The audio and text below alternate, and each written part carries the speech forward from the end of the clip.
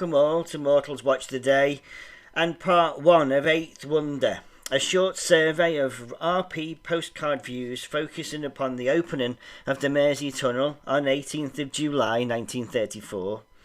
The series of photographs in this presentation were first published by Valentine's Limited, then the UK's leading disseminator of picture postcards, within weeks of the depicted event. The official opening by His Royal Highness King George V of the new Mersey Tunnel linking the city of Liverpool with Birkenhead. All accredited to Stewart Bale, a well-known firm of family photographers and freelance itinerants, famous throughout Liverpool and England's northwest for industrial photography. Lead cameraman Edward Stewart Bale had been following the progress of the new tunnel almost from the moment of its inception, with many of his dramatically lit black and white shots of workmen deep beneath the Mersey and the enormous purpose-built tunnel cutting machine known as the Mole regularly appearing in journals such as Engineering.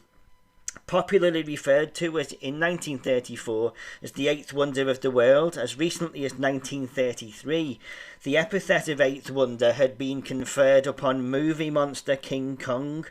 But however worthy the great ape's claim to hegemony, apropos the realisation of the Mersey Tunnel, the superseding designation was more than justified.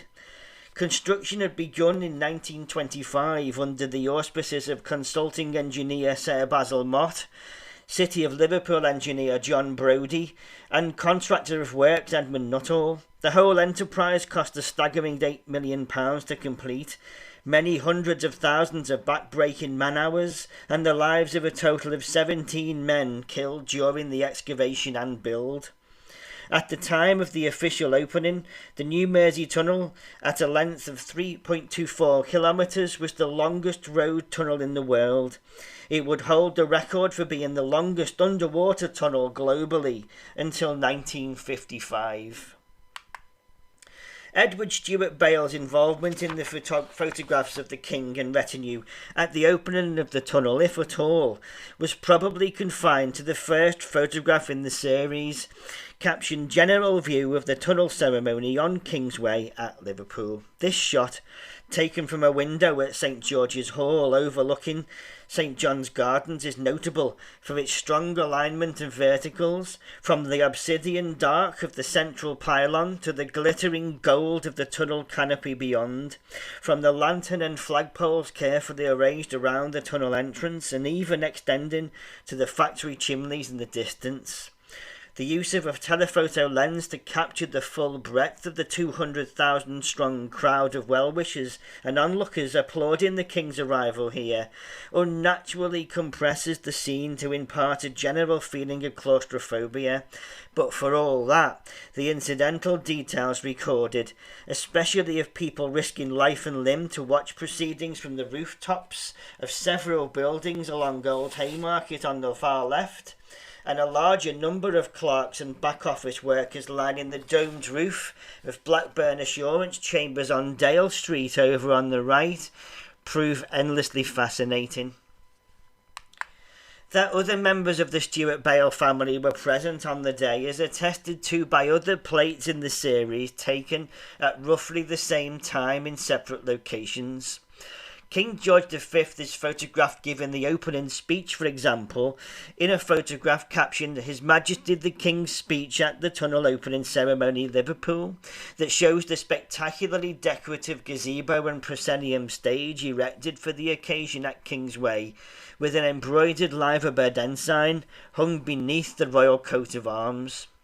The diminutive king himself is visible standing behind the radio microphone in the centre of the platform, as his consort Queen Mary, wearing a fashionable pale hat and dress, looks on. The same photographer captures the moment when King George, at the end of his speech, triggered the electric switch, releasing the pulley that drew up the curtains covering the tunnel entrance.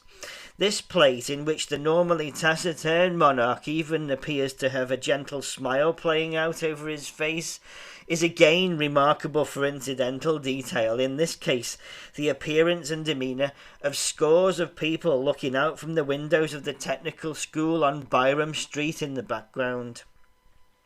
It was remarked upon at the time that the opening of the Mersey Tunnel represented one of the City of Liverpool's greatest ever engineering achievements. The King's special privilege of being driven along in the first group of automobiles to make use of the facility is captured in a photograph entitled "His Majesty the King's Car Proceeding to the Tunnel Entrance, Queen's Way," taken within minutes of the opening ceremony's completion. This photograph not only shows the temporary canopy erected above the tunnel entrance containing the pulley system for the curtains in exquisite detail, but also the edifying impression of the King's own Daimler 66 Brougham lower foreground, preparing to make its way into the tunnel for the first time. Accompanied by a full Scots Guard of Honour, the King's short journey to the mouth of the tunnel was preempted by shouts of "hip hip hooray" from the excited crowds and courteous waving of hands before the entourage disappeared into the recesses. Less than a quarter of an hour later, the King's entourage would emerge into the bright sunlight of King's Square, Birkenhead, where a similar gazebo and proscenium stage had been erected close to the main pylon light to receive him, as recorded in another Valentine's Limited Stewart Bale photograph entitled "General View of King's Square, Birkenhead During Ceremony."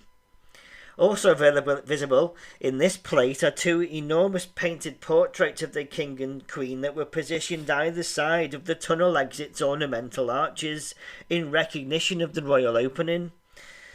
These form part of the inspiration for the two bronze portrait sculptures of the King and Queen by William Goscombe John, later erected in 1939 either side of the Liverpool tunnel entrance.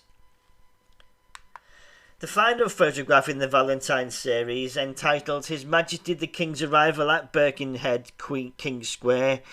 shows the King's Daimler parked lower right and the monarch himself in the grey top hat, gallantly accompanying Queen Mary to the steps of the proscenium stage. Embroidered liver bird pennants flutter gaily from the flagpoles erected either side of the gazebo,